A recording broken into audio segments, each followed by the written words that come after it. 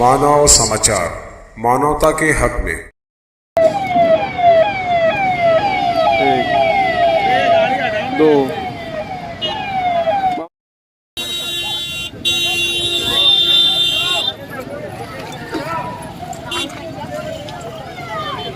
चार 4,000 किलोमीटर हम भारत जोड़ो यात्रा में चले। समुद्र से लेकर हिमालय तक, पहाड़ों तक हमने ये यात्रा की। आपको मालूम है कि देश में आरएसएस के लोग, कट्टरपंथी लोग नफरत फैला रहे हैं, भाई को भाई से लड़ाने की कोशिश कर रहे हैं, एक भाषा को दूसरी भाषा से लड़ाते हैं, स्टेट को दूसरे स्टेट से लड़ाते हैं, एक जात को दूसरी जात से लड़ाते हैं, एक धर्म को दूसरे धर्म से लड़ाते हैं। और मीडिया में तो बात आती नहीं है। मीडिया में बस मोदी जी का चेहरा दिखता रहता है 24 घंटा।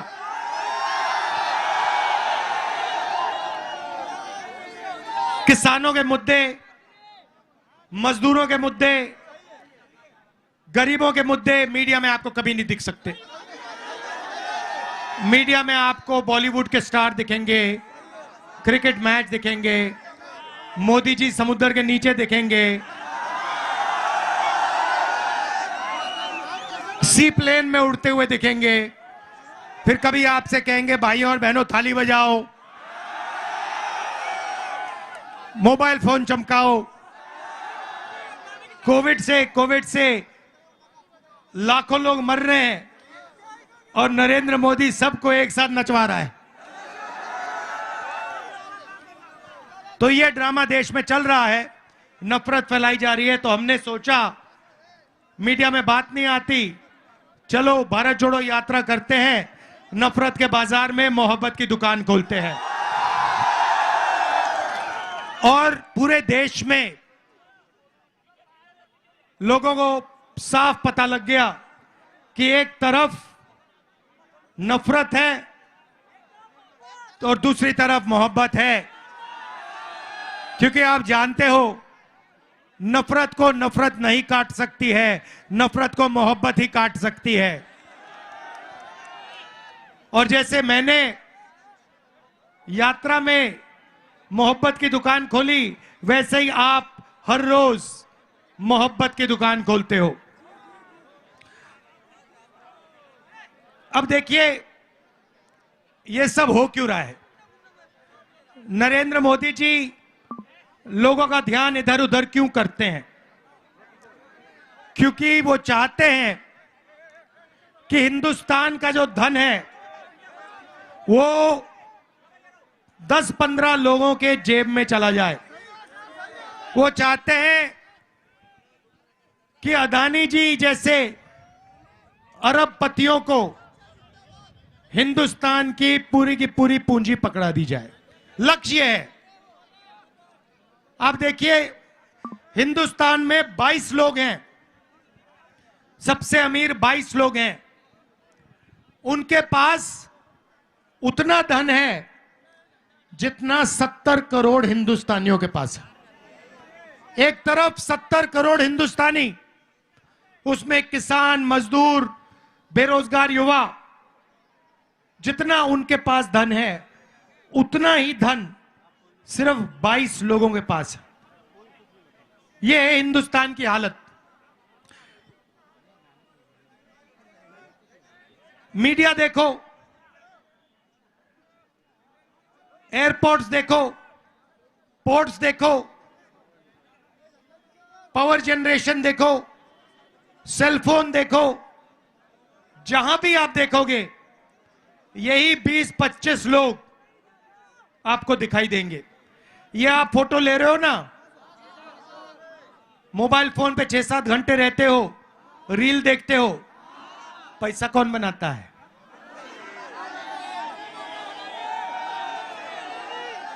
अदानी, अंबानी, वही लोग। गाड़ी में पेट्रोल डालते हो ना, पैसा कौन बनाता है? हिमाचल का सेब खाया है? पैसा कौन बनाता है? सड़क पे चलते हो, पैसा कौन बनाता है? यहां पे बिजली के दाम बढ़ते जाते हैं, पैसा कौन बनाता है? तो हर जगह वही 20-25 लोग पैसा बनाते हैं। और मीडिया में ये जो हमारे मित्र बैठे हैं, ये उन्हीं 25 लोगों का काम करते रहते हैं 24 घंटा। और लक्ष्य है कि हिंदुस्तान का ध्यान कभी इधर जाए, कभी उधर जाए, कभी नीचे जाए, कभी ऊपर जाए, मगर असली सवाल ना पूछा जाए। असली सवाल हिंदुस्तान में सिर्फ 3 है। एक, बेरोजगारी, दूसरी महंगाई, और तीसरी भागीदारी। हिंदुस्तान का धन किसके हाथ में जा रहा है? वो है भागीदारी। महंगाई और बेरोजगारी से आप सब सामना करते हो, हर रोज करते हो। यहां पे युवा प्राइवेट कॉलेज यूनिवर्सिटी में जाते हैं, 5-10 लाख रुपए लग जाते हैं, डिग्री लेते हो, उसके बाद हिंदुस्तान में आपको रोजगार नहीं मिल सकता। क्यों? क्योंकि जो छोटा बिजनेस चलाते थे, यहां पे जो आपकी लूम, यहां भी देखता हूं, यहां पे जो आपकी पावर लूम्स हैं, जो छोटे छोटे बिजनेस हैं, उनको जीएसटी और नोटबंदी ने खत्म कर दिया। ये नरेंद्र मोदी जी ने अदानी जैसे अरबपतियों के लिए काम किया है। अरबपतियों ने उनसे कहा, देखो अगर अपना चेहरा टीवी पे चाहते हो तो जीएसटी नोटबंदी लागू करो, और ये जो छोटे व्यापारी हैं हिंदुस्तान में, इनको सबको खत्म करो। और वो ही नरेंद्र मोदी जी ने किया। भाइयों और बहनों, रोजगार बड़े अरबपति नहीं देते हैं। रोजगार यहां पावरलूम में मिलता है, रोजगार छोटे व्यापारी देते हैं, रोजगार स्मॉल और मीडियम बिजनेस वाले लोग देते हैं। उन सब को नरेंद्र मोदी जी ने खत्म कर दिया है। तो आज हिंदुस्तान की हालत है कि इस देश में युवाओं को रोजगार नहीं मिल सकता। पहले आप 400 रुपए का गैस सिलेंडर खरीदते थे, यूपीए की सरकार थी। अब कितने का है? अब कितने का है? 1100। मोदी जी ने कहा था गैस सिलेंडर महंगा है, 400 था, 1100 कर दिया। आज मीडिया वाले नहीं कहते कि भैया गैस सिलेंडर के दाम बढ़ गए। तो हमने अपने मैनिफेस्टो में युवाओं के लिए 5 काम करने की गारंटी दी है। वो मोदी वाली गारंटी नहीं, कांग्रेस वाली गारंटी, हमारी गारंटी, मेरी गारंटी, वारंटी के साथ। तो देखिए, जब ये नफरत फैलाई जाती है तो देश कमजोर होता है। अभी ये क्या कर रहे हैं, आपने देखा होगा, इनके एमपी ने अभी कहा कि चुनाव के बाद हम कॉन्स्टिट्यूशन को खत्म कर देंगे। देखा आपने?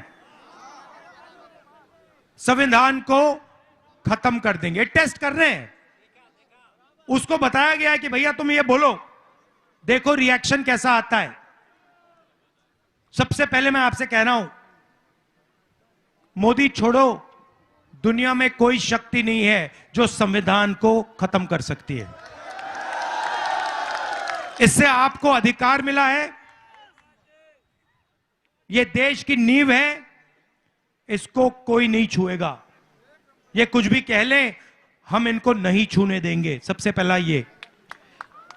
दूसरी बात, हमने पता लगाया 30 लाख सरकारी वैकेंसीज हैं।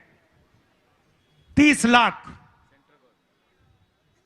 जैसे ही हमारी सरकार आएगी, वो 30 लाख वैकेंसीज भर के हम आपको पकड़ा देंगे। इधर आओ, तुम्हारा नाम क्या है? इधर आओ।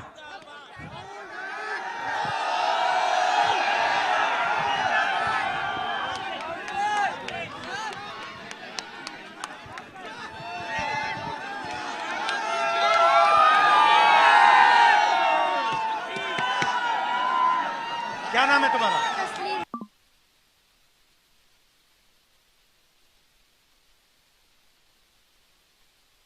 अभी नौकरी नहीं कर सकते। तो पहला काम 30 लाख जो नौकरियां हैं, वैकेंसीज हैं, सरकारी वैकेंसीज हैं, उनको भर के हम गरीब लोगों को, आप लोगों को दिलवा देंगे। दूसरा काम, भारत जोड़ो यात्रा में जहां भी मैं गया, युवाओं से बात करता था, पूछता था, कहते थे यूनिवर्सिटी कर दी, कॉलेज कर दिया, डिप्लोमा ले लिया, मगर बेरोजगार हैं। सही बात, सही बात ना? तो हम एक योजना लाएंगे, उसका नाम पहली नौकरी पक्की। जैसे मनरेगा में हमने रोजगार का अधिकार दिया ना, वैसे ही हम हिंदुस्तान के युवाओं को, जिसके पास भी यूनिवर्सिटी कॉलेज की डिग्री हो या डिप्लोमा हो, गारंटी करके अधिकार देंगे 1 साल अप्रेंटिसशिप का। अप्रेंटिसशिप मतलब उसको 1 साल की नौकरी मिलेगी, 1 लाख रुपए साल के मिलेंगे और 1 साल में उसकी ट्रेनिंग होगी। प्राइवेट सेक्टर में, सरकार में आपको हिंदुस्तान में एक युवा नहीं मिलेगा। ऐसा आपको एक युवा नहीं मिलेगा। क्या कराटे करते हो क्या?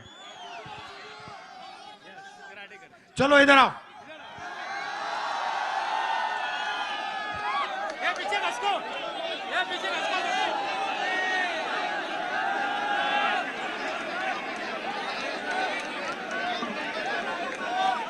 तो पहली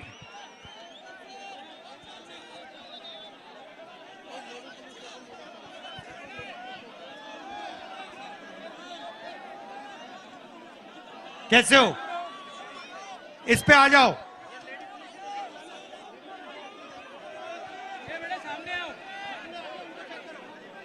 बैठ जाओ, बैठ जाओ,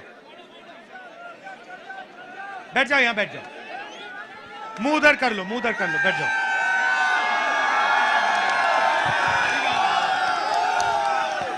अभी अभी तैयार हो जाओ, तुमसे पंच करवाएंगे। कहां है आपका डोजो? किधर है? उधर है। अच्छा, तो पहली नौकरी पक्की मतलब 1 साल की अप्रेंटिसशिप होगी प्राइवेट कंपनी में। नीचे बैठ जाओ तो लोगों को दिखेगा, थोड़ा नीचे बैठ जाओ, शाबाश। प्राइवेट कंपनी में,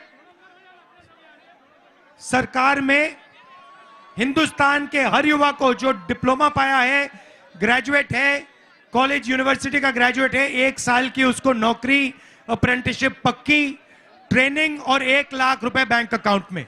यह है दूसरा काम।